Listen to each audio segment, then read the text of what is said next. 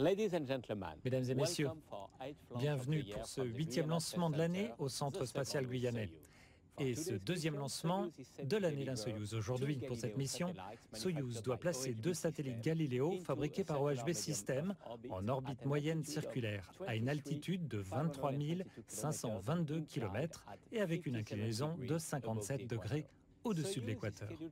Le décollage de Soyuz est prévu ce soir à 8 heures locales.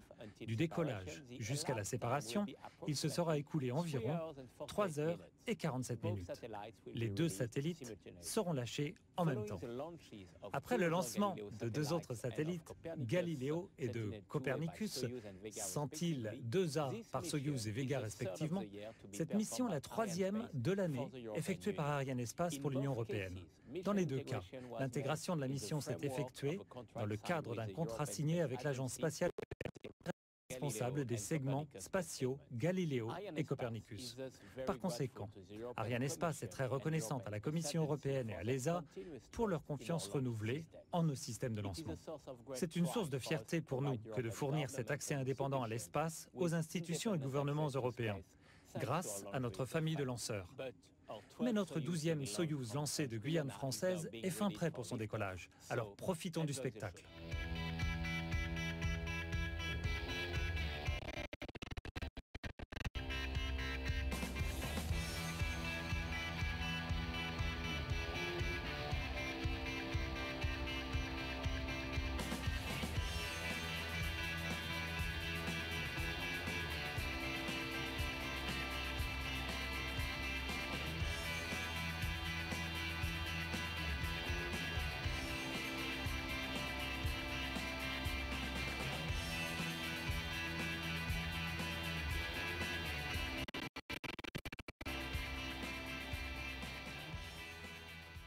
Hello and welcome. We are live at the Guyana Space Centre and we're launching the next 2 satellites in Europe's Galileo satellite navigation system for the European Union and the European Space Agency. And there they are on the pad inside the launcher, going through the final preparations before launch, which is scheduled for just over 17 minutes' time. You can see the countdown there on the top right side of your screen. So this is the mission control room. The teams here are all concentrating hard at this point before launch. Our programme comes to you in both French and in English. And in the French commentary box we have Pierre Junier, and interpreting me is Thomas Bigot. And you can hear his voice there if you're listening in French. We are launching the Russian vehicle tonight, Soyuz. She is on the pad. It's her 12th launch from the Guyana Space Centre. She's made of 4 sections. We call them stages. The first stage constitutes the boosters, 4 of them, and then the second stage, followed by the 3rd tank there, and on top of everything is the frigate upper stage. And encapsulating it all is the fairing. That's the nose of the launcher there at the top. And if we were to look inside, we could see our satellites attached there to the gold structure at the bottom. That's the frigate upper stage. Our Galileo's FOC 9 and 10 FOCs, manufactured there by OHB.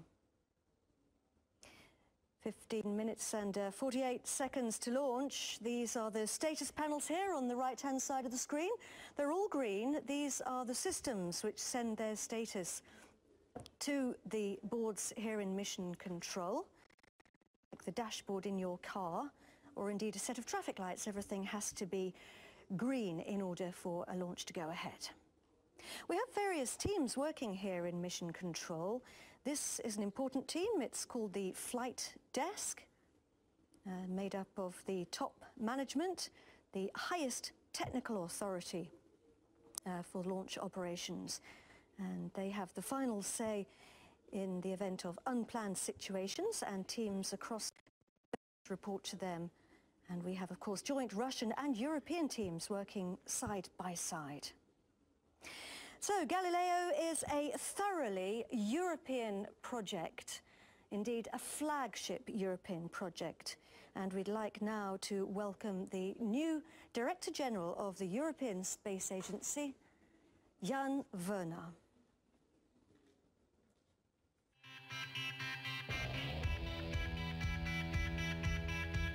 Good evening, bonsoir und guten Abend. I'm very happy as the new Director General of ESA to be able to see together with you the launch of the 2 satellites of Galileo number 9 and 10. Galileo is a very important activity of the European Commission together with the European Space Agency, and it consists of course of the satellites, but at the same time also on the ground segment. And we are that the applications of Galileo will change also the European market. Galileo is a European activity, and therefore it's very important for industry, but also for the European citizens. But with today's launch, it's not the end of Galileo. There will be more launches of this series, and what we need at the same time, we need a development of the future. We need to explore new possibilities of navigational systems, and therefore we will also develop new satellites in the future. And ESA would like to play this of a research and development agency also in the future together with the European Commission. I hope for a beautiful launch this evening. So that was the new Director General of the European Space Agency, and I'm delighted that joining me here in the Mission Control Centre is the Director of Navigation, Didier Fèvre. Didier, thank you very much indeed for coming down to chat with us. Good evening. Eventually you're going to have 30 satellites in the constellation. Today we're launching numbers 9 and 10, so we will have had a third, you'll be a third of the way there. What are these satellites going to mean for you? Of course, 10 satellites is only 1/3 of the full constellation, but we have behind us the full development and the deployment of the first satellite. So we are very confident that the new one will be operated with full success. And this is the first time now we're entering in a normal pace for production of satellites. And we are very confident now with the status of the production, status of the test, status of the operations here in Kourou. We have a very good team with OHB in Bremen, ESA in Estec, and CSG and Arianespace here. So we are there. And you're going also to be launching in December on board another Soyuz, 2, which will mean that you will have launched 6 satellites in 9 months. It's pretty impressive, isn't it? Quite a production line. Yes, it is.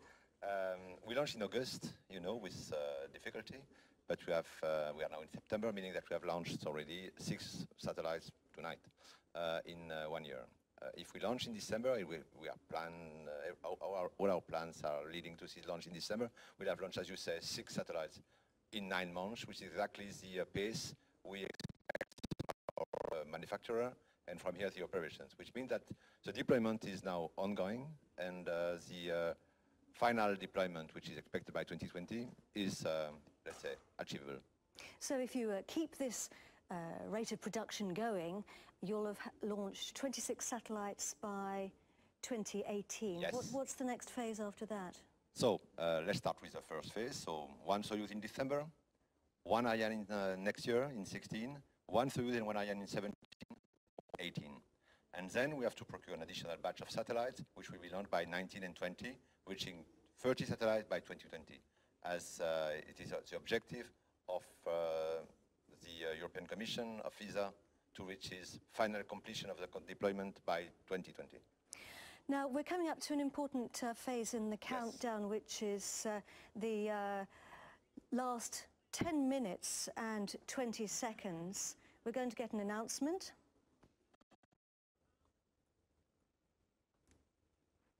Top, début de la séquence finale lanceur. So that's our range operations manager tonight. It's Soyuz Fregat Galileo, and he's just announced the final phase of the frigate upper stages automated sequence. So Frigate has effectively sent the signal to say that it's ready for flight. He's a chum of yours, of course, because you've been working here for many years in the launch campaign. It's our 7th launch. Yeah, so it's a good relationship. Going back to, you mentioned earlier, satellites numbers 5 and 6, which were not launched onto their correct orbit. You have done a super rescue operation to get them back up and running. What's the latest on that? Can we use them? Okay, the first thing to be done was to put the satellites injected in wrong orbit into a safe and stable situation. What we did just after the launch in 1 month, so in September, October, we were now in a safe, we were reaching a stable and safe situation. Then we used, thanks to the colleagues of CNES and ESOC, quite a complex strategy of recovery, putting satellites in a reasonable orbit from which we could do the tests for both the platform and payload. And we did it in the last months of 14. And this allows us to say that satellites, the new series of satellites, because it was the first one built by OHB, are good for the deployment. What we decided in December. This was the reason. Now, what can we do with those satellites? And now we are quite confident that with change of the ground segment, which has just been decided, we will recover those satellites and putting them back in an operational status, not exactly the one of the others, but as seen from the users, we are now very confident that those satellites can be used as navigation satellites. So that's excellent news, and I think a lot of people will be very pleased to hear that. Yes, thank you. Didier, thank you so much for coming to join us here on the stage, and I wish you all the very best, and your team, for this launch. Thanks, Didier. The various parts of Soyuz are built in Russia and shipped here.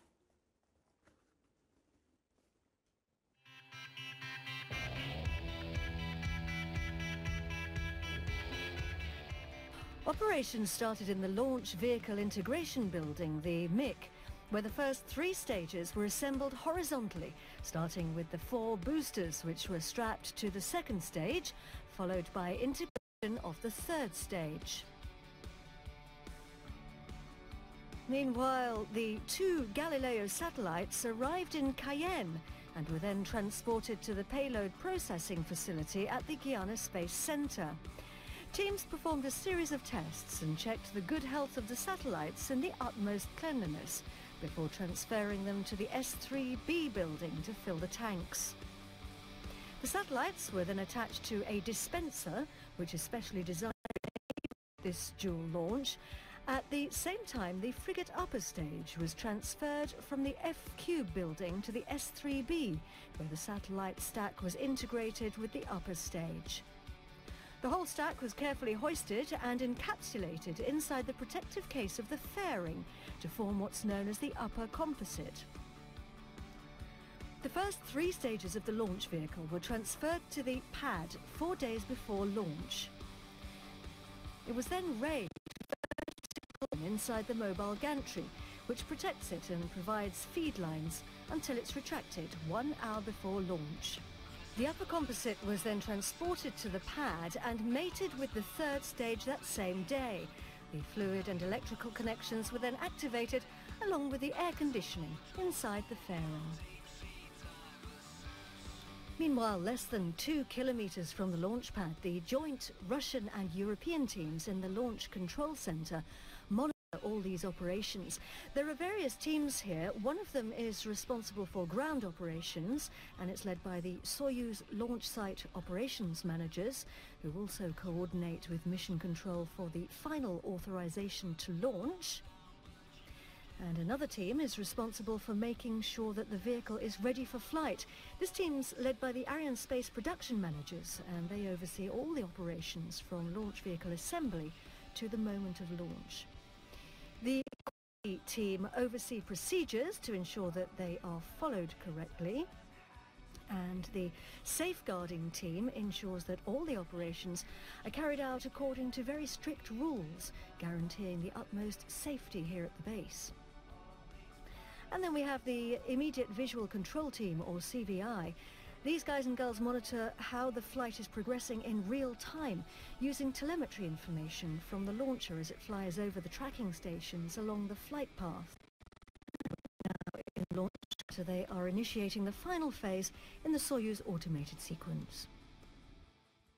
And the computers are controlling all the final operations in these last 5 minutes and 9 seconds of the countdown. Well, I'm in the commentary box now, and joining me here for the rest of the programme is Edward Brewer from ESA. Welcome, Edward. Hello, Katie. Edward, you're the System AIV Manager for Galileo. What does that mean? System AIV means integrating the main elements of the system, the space segment, that is the satellites, the ground segment and the user segment, to make sure that they work well together as a system and deliver the user performance that the user requires.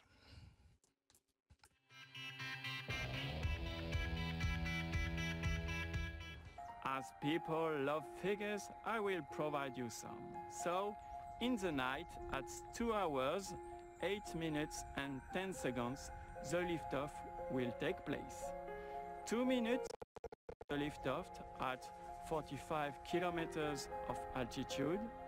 The 4 boosters will be jettisoned.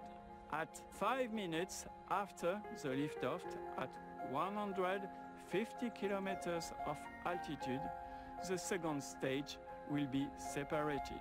At 9 minutes after the liftoff, the third stage will inject the frigate upper stage and the payload into a suborbital. The first burns of the frigate upper stage will take place during 40 minutes. Then, during 3 hours, a long ballistic phase will take place. At the end of this one, the second burns will take place during a few minutes, just in order to circularize the orbit and to put the payload into the separations orbit. Last, at 3 hours, 38 minutes after the liftoff, the simultaneous separation of the 2 spacecraft will occur. Now, if you take a look there at the top right-hand side, you can see the big grey mast. It's just attaching there on the bottom of the fairing.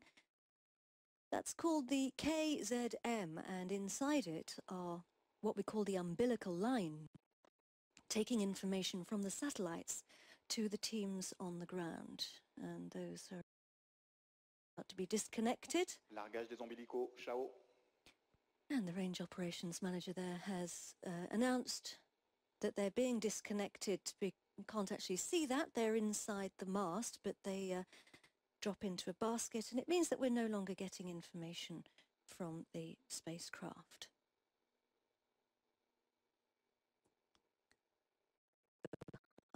Edward to go and watch the launch in real life from the viewing station, and he will come back and tell us what he saw. And we are 1 minute and 49 seconds now to launch. Watch out for that KZM mast pulling away 20 seconds before launch, 27 seconds rather, and then you'll see another mast below it called a VKM will pull away after that. Quick word about the ignition sequence on Soyuz. We have a system for checking the health of the engines before it leaves the pad. First of all, we switch on the engines on the 4 boosters and the core stage 16 seconds before liftoff, but then we throttle them up gradually. 12 de DDO, attention pour moins 1 minute. To check the engines are working. Top, H0 moins 1 minute. We are 1 minute to launch. We're orbiting the 9th and 10th satellites in Galileo, Europe's global satellite navigation system, the European Union and the European Space Agency. Our very best wishes to all the teams for the launch, and also to the industrial consortium led by OHB, and to everyone in the ground stations. Good luck. Largage du KZM.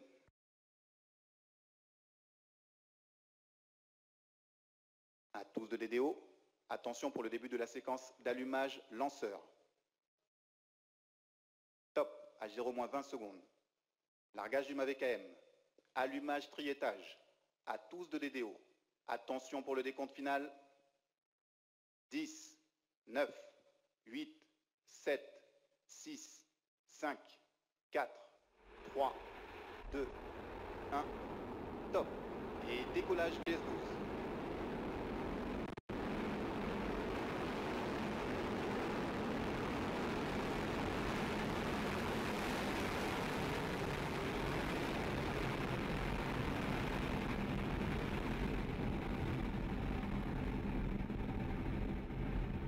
Les paramètres du système de commande du lanceur sont nominaux.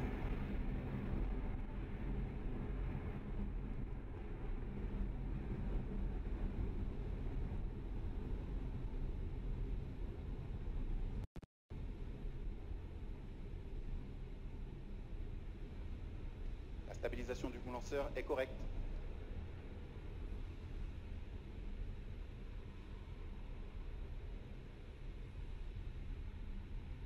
And there she goes, the 12th Soyuz to lift off from this pad here. The Guyana Space Center lighting up the night sky.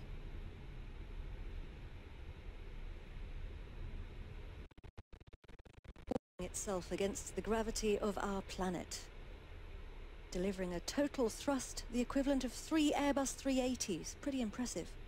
Powerful stuff. Le vol est nominal. Les paramètres de structure du lanceur sont nominaux. He's telling us that everything's normal and going according to plan. Right now the boosters are doing all the work. They give us a short boost to get us away from Earth. They're delivering 80% of that thrust right now. Look at the bottom of the screen. Les paramètres propulsifs sont conformes à l'attendu. He's saying everything's going as expected. Down at the bottom, the altitude on the bottom left is 38 kilometers above the Earth. The distance is the distance from the pad, if you were to draw a line. And we can see those boosters falling away there. You might have just noticed 4 dots. Séparation des blocs BVGD. And there we get some images from a previous launch when we had cameras on top of the launch vehicle on Soyuz. See how those boosters twist and turn as they fall back to Earth. It's all part of the plan. So we're now burning the main... Stabilisation du lanceur suite à séparation est correcte. He says that everything's correct after the separation. So we're burning the main core stage. It's called the Block A in the business, and that burns for just under 5 minutes. A word about the confirmations that we're getting from Joël Egalji. You can see him there on the right-hand side of the screen. We get the actual confirmations slightly after the milestones occurred, sometimes because information has to go via Moscow. So we see the key moments as they're scheduled to happen. It sometimes takes a little bit of time for that information to get to us. So, Edward's just come back into the commentary box. So how did that feel, watching your satellites? It was incredible, Katie. I have the adrenaline up to my head. It was a beautiful view. The sky was completely clear, and I could even see the separation of the boosters happening above us. It was, I've been working on this program now since 13 years, and to see this way beautifully the rocket going up is an amazing experience. And now we're losing the fairing, which we don't need anymore because we are out of the dense part of the atmosphere, so there's no friction. And we can see your satellites for the first time. What are we looking at? Indeed, the golden structure you see is the Fregat upper stage, which later on will deliver the satellites from the lower berth in which the Soyuz will bring higher orbit. You see also very well now the satellites with the where you see the black circle in the middle is the navigation antenna. The antenna above that is the search and rescue antenna, and on the side you see very well the solar arrays, which of course now are folded up, and later on we'll need to deploy. And they will open up just like a butterfly. Indeed. Coming out of its cocoon. And in the middle you see the dispenser to which the satellites are attached. And here we have the scheduled moment when we début des opérations au profit du bloc I. And we ignite the third stage and separate the second stage. And there you see the lattice work structure that attaches those, or is between those extinction bloca et séparation. Two stages being jettisoned. Largage de la section arrière. So this is your 7th launch on board Soyuz for the Galileo constellation. And this was the launch 5.5 minutes ago. Lifting off from the pad here on the edge Bonne stabilisation du lanceur suite à séparation. Of the Amazon rainforest at the Guyana Space Center. Acquisition de la télémesure par la station navale. Now received the signal at the SNA tracking station with the naval boat. We have a new facility here at the Guyana Space Center. It's called the Frigate Fueling Facility, or F-Cube. This mission's the first time we've used it.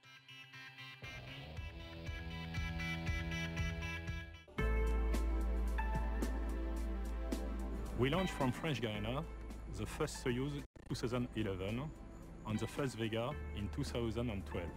Then we started the exploitation of the 3 launch vehicles, Ariane, Soyuz and Vega. Our launch rate capacity increased from 7 launches a year to 12 launches per year. We had the last point to solve, which was the capacity of filling operation, as Soyuz upper stage, Fregat, was filled with propellant in S3B, facility nominally dedicated to lift.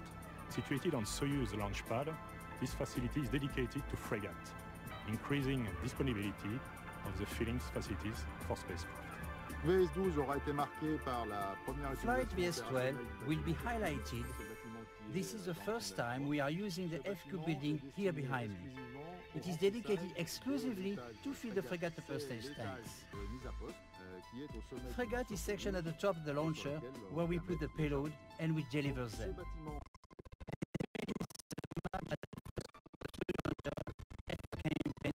At the Guyana Space Center. Before, we had to assemble the Fregat filling installations for each campaign, then dismantle them afterwards. Now the facilities are permanently assembled inside the F-Cube. This saves time, as we no longer have assemble and dismantle operations. It's also more reliable. The other step forward is in better organized campaign at the base. Fregat is no longer fueled in the S3B building, so EPCU is now available for longer for filling the satellites. We have obtained more flexibility for payload preparation, and we have more productivity, giving place for the requirements of this year's order book. This facility was built in only 17 months and was qualified in 1 month. Planning and budget were strictly respected, showing the professionalism of all companies involved, mostly from French Guiana.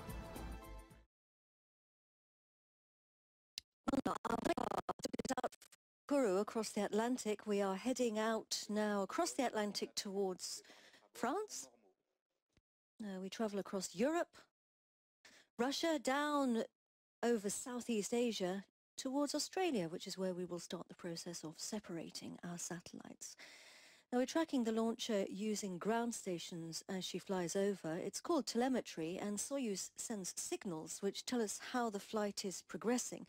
We have a number of different stations, tracking stations, don't we? Actually here in Kourou. Then the next one is a boat in the Atlantic Ocean, so a boat. We had the signal earlier. And now the next one is the tracking station on the Santa Maria on the Azores Island, which is also in the middle of the Atlantic Ocean. Then the next one is in Aussaguel near Toulouse in France. When the launcher is then out of view of Aussaguel, we lose visibility for a while until we reach Australia, and then Perth in Australia, the launcher for the last time. And here we can see some super images. We've separating the third stage here, and really entering And we have the confirmation there that we have switched off the engine and separated the third stage. And we're really entering the next phase of the journey now, because this is where Frigate, our upper stage, takes the wheel. It's that gold structure which you could see back there. We'll see it again in a second. It's getting ready to switch its engine on. It's called the pre-burn phase. It's going to push the fluids back into the tanks, giving a burst of acceleration to make sure there's enough propellant. Right now, we're looking on the right-hand side of the screen. You can see them there, are computer-generated images, CGI. Edward, they're showing us what the experts have calculated is actually happening to the launcher and the satellites, isn't it? Yes, the images are based on the planned schedule. The actual events are being measured by the ground stations, and but they are first sent to Moscow, and then they come back here in Kourou, where they can be confirmed. So there is some delay. And we've switched on the engine now. Frigate is burning its engine for the first of two burns. Its job's to deliver our satellites to their drop-off point. And we have 3 bodies involved in the ESA program, Edward. Yes, the European Commission is managing the overall program. ESA is the system architect, and then there's the body called the GSA. It's an agency that will deliver the services. And the European Commission.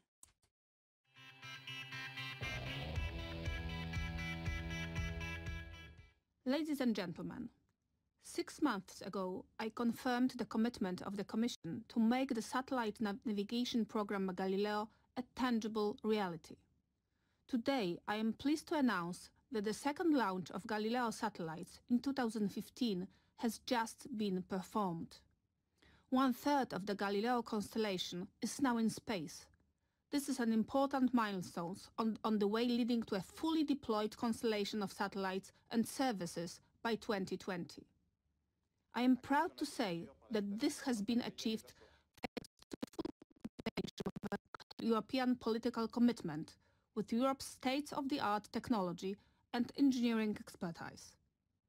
I want to thank here all who contributed to this success, notably the project teams of our space industry, of the European Space Agency, of the French National Space Agency in Kourou, and of my Directorate General at the European Commission. Thank you for your attention. Now we can see that we're picking up the signal at the next tracking station that Edward told us about, the Santa Maria tracking station in the Azores in the middle of the Atlantic. It's also known as Montes das Flores, which is Hill of Flowers in Portuguese. The Galileo program, Edward, it started over 10 years ago. What's happened over that time? A lot. We launched first in 2005 and 2008 from Baikonur in Kazakhstan, the 2 Jove experimental satellites. In 2011 and 2012 we had the launches of the IOV satellites, the in-orbit validation satellites, and these satellites were used to demonstrate that the system works, and now we're in the FOC, the final full operational capability satellites.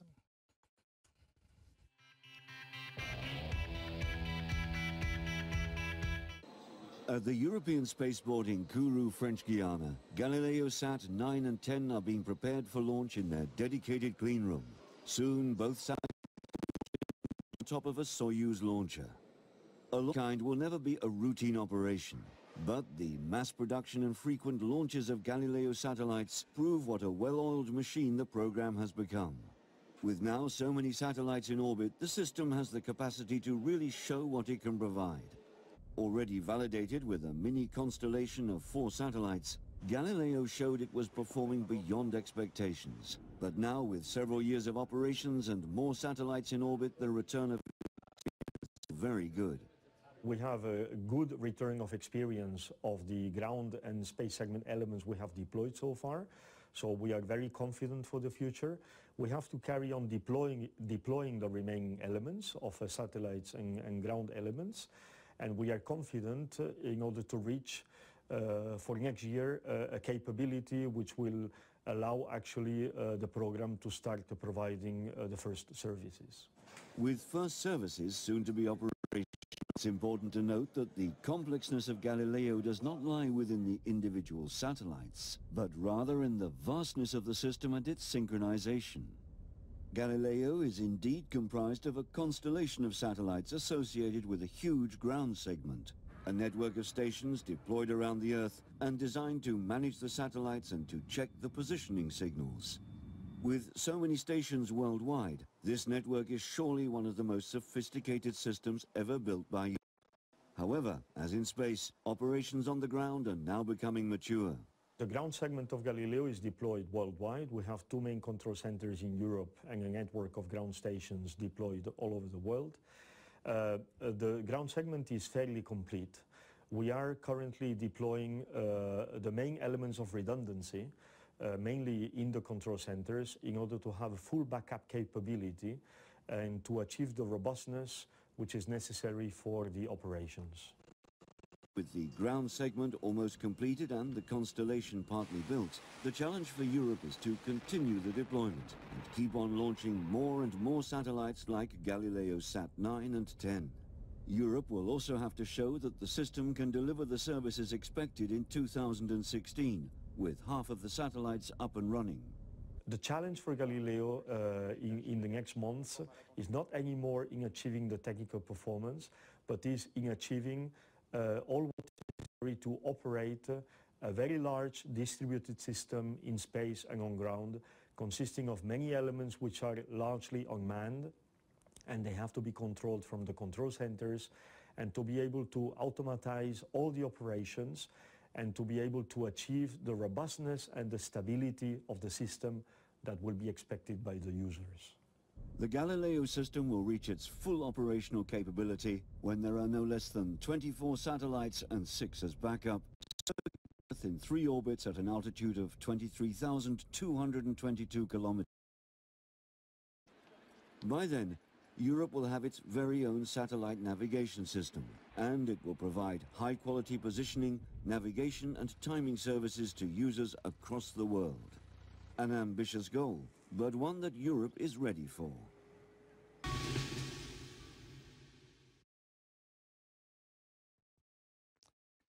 So Katie, as Javier, project manager, has explained, in 2013 in the in-orbit validation phase we showed that the system worked. And now the emphasis is really on making sure that the system is stable and is able to maintain operations stable. In order for it to allow to enter servers and to be used by the user community, because of course we all would like in the end to be able to use Galileo on our mobile phones and navigation devices.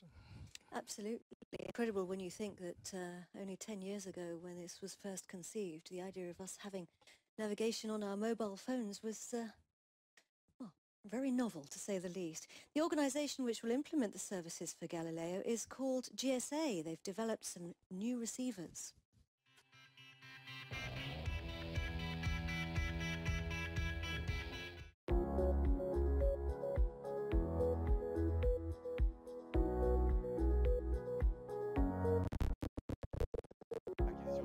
Safer transport, efficient agriculture, cleaner shipping, more reliable surveying, and new innovative applications that help citizens in their daily lives.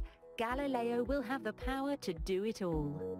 But linking Galileo to user needs requires an all-important cornerstone: the receiver.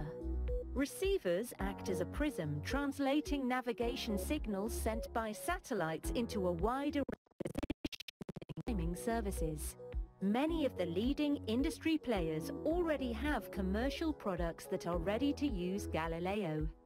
Today, almost 40% of receiver models on the market are Galileo-enabled, and more than 60% of available receivers integrate EGNOS. Since 2009, the European GNSS agency has been working closely with chipset and receiver manufacturers to ensure Galileo will be used to its potential. This work includes technical workshops, sharing of Galileo updates, co-marketing and management of dedicated funding for receiver development. The receiver is the key enabler through which all the signals are translated in services. As support to Galileo receiver development, the GSA has been coordinating a comprehensive testing program in cooperation with two testing the Research Centre and the European Space Agency. There's always a little bit of room for interpretation if you get an interface specification for a new system. By testing early, we were able to resolve a few ambiguities, ask questions, and make sure that everything works once the system is fully deployed. These tests were conducted by the Joint Research Centre for Professional Receivers and the European Space Agency for Mass Market Receivers. We are testing them as this full set of receivers, all under the very same conditions, testing all the Galileo bands, testing the coexistence with GNSS systems like GPS, and also testing what is the impact of certain type of unwanted emissions or signals like interference. No? What is very good about this campaign is that we have been in very, very close contact with the manufacturers. We've spoken to the very people that develop the firmware for the receiver. Most of them kept in touch. They want to be kept in the loop. It's a campaign that is anticipating the future and preparing all of us to a better navigation experience. We want to gain a better understanding on how the Galileo signals are used. Also, we want to understand whether there is enough information on the system so that the features of Galileo can be exploited to the maximum extent. The last year we have performed many tests, like 460 hours of tests in the laboratory and 91 hours of live tests in the field. A broad range of tests verified how different receiver models use the Galileo signals so that manufacturers can update their technology and get the most out of Galileo's increased accuracy and reliability. We of course participated in this joint test campaign that I want to say was very successful. Making the results of the tests available to our customers will also adoption of Galileo. GSA in the last few years have been investing more and more in an open dialogue with chipset and receiver manufacturer. By paving the way for Galileo to be fully integrated into new generation receivers, we can ensure that Galileo signals enable a wide array of new applications and services.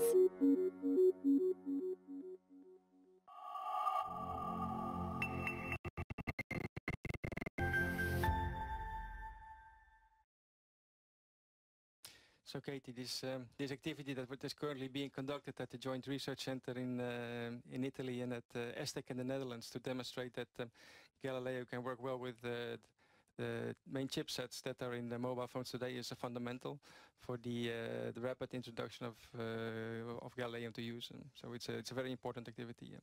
And it means that we're going to be able to use it on our mobile phones. Because that is the ultimate objective. So let's come back to the flight. We are 500 kilometers above the Earth. We are 8,500 kilometers from the launch pad along the ground. And we're flying at a speed of 9.36 kilometers per second. Kilometers per second, ladies and gentlemen. That's extremely fast. Frigate is switching off its engine in the flight. This is the scheduled time for it to cut off its engine. And we're entering what is known as the ballistic phase. Ballistic actually means without propulsion. So it means that we're traveling high enough and fast enough to cruise without the engine. So the satellites have now entered their so-called transfer orbit, where they go from the low orbit, where the Soyuz, to their target orbit of 23,522 kilometers. So this transfer phase will then last the next 3 hours and 15 minutes. Confirmation de l'extinction de l'étage frégate. So Joël Egalji has confirmed to us that the frigate upper stage has indeed switched off its engine, and we are in, as you were saying there, Edward, a ballistic phase that lasts 3 hours and 14 minutes. Let's take a look at the atomic clock on Galileo.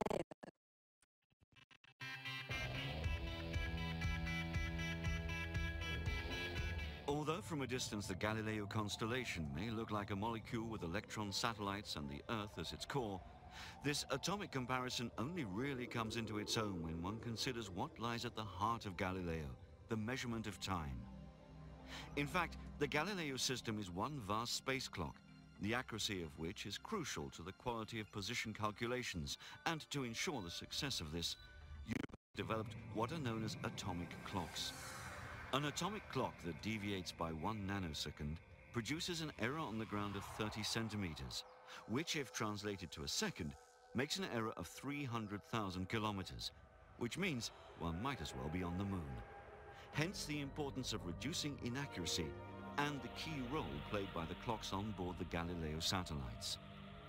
The Galileo satellites are equipped with the best clock ever launched into space, known as the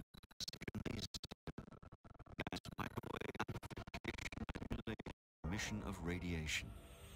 From the outside, the clock just looks like a large cylindrical case, but inside atoms are dancing. Dancing a waltz with such regularity that it's in fact the source of this extreme precision. The functioning of the atomic clock is linked to the behavior and the movement of hydrogen as it follows a predetermined course. Hydrogen molecules are channeled into a space where the molecules are split into 2 atoms that can be in 2 quantum states. Can be differentiated by their colors, red and yellow. These atoms then pass down a long tunnel where they're sorted before continuing towards a huge cavity where they move in every direction.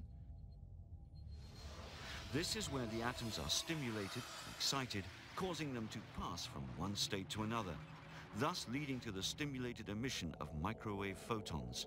Here they're orange. The frequency of this emission is absolutely stable and reproduces accuracy and regularity that produces the atomic rhythm, essential to the services offered by the Galileo system. These impulses are then transformed into signals which are sent to Earth with a metronomic rhythm. All the satellites that make up the Galileo constellation will be equipped with these clocks, whose unchanging rhythm will enable ground receivers to calculate with extreme accuracy user positions, time, and speeds, data that is essential for a whole range of applications.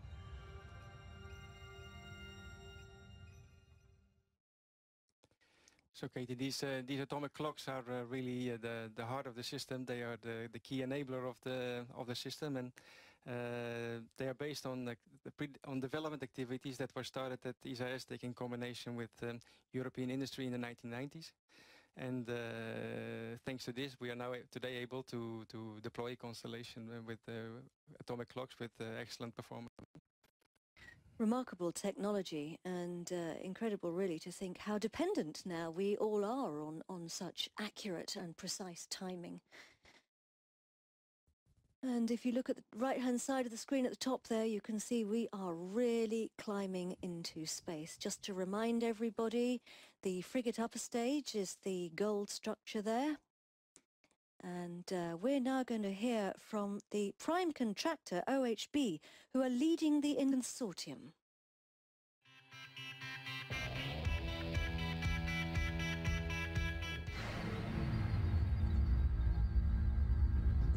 Right now, the next 2 satellites, Alba and Oriana, are on the way to their target orbits to increase the Galileo FOC constellation.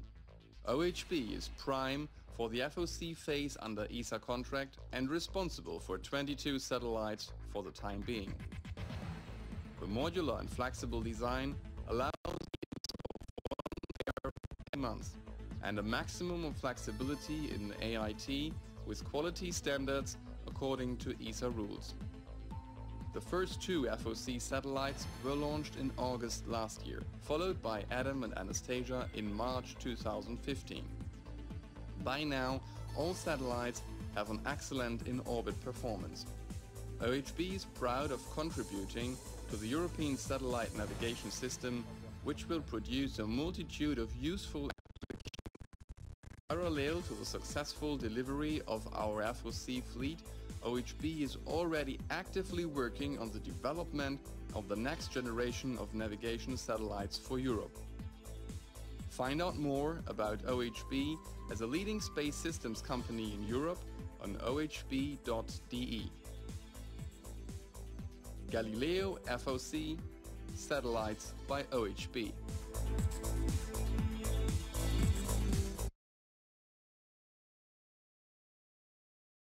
OHB, as well as the industrial teams in the whole consortium, can feel very proud of themselves, I think, for building such super satellites. Edward, we are in the barbecue phase, we call it. We are actually rotating as if on a spit. Indeed, and this is intended to ensure homogeneity of the thermal conditions around the satellites. The objective is to keep the temperature even across the satellites. Of course, on the one side there's the sun, and on the other side there is the cold space. So you're either very, very hot or very, very cold when you're in space. Not a very nice place to be, quite a hostile environment, and it's all been very carefully planned to keep things nice and even. So we crossed the Atlantic, we headed out over Northern Europe and Russia, and we are heading down over Southeast Asia towards Australia. Then when we get close to Australia, we'll check in with the tracking station in Perth. So as I said, it will take about 3 hours to get there. And we'll take a break in our program shortly, and we'll be coming back to you as we get ready, as Frigate gets ready to switch its engine back on. And just to recap, we are now 31.5 minutes into the flight. We are flying 1,800 kilometers above the Earth. We lifted off from the pad 31 minutes ago. It was a perfect launch, and we were very lucky because it was a beautiful night sky, clear with no clouds. So we had a super view of the launcher as it flew overhead. We're now in a coasting phase. The upper stage will switch its engine on in just over 3 hours' time. We are going to take a break, and we are going to come back to you just before Frigate switches on its engine. We'll see you shortly. Top. Et décollage VS12.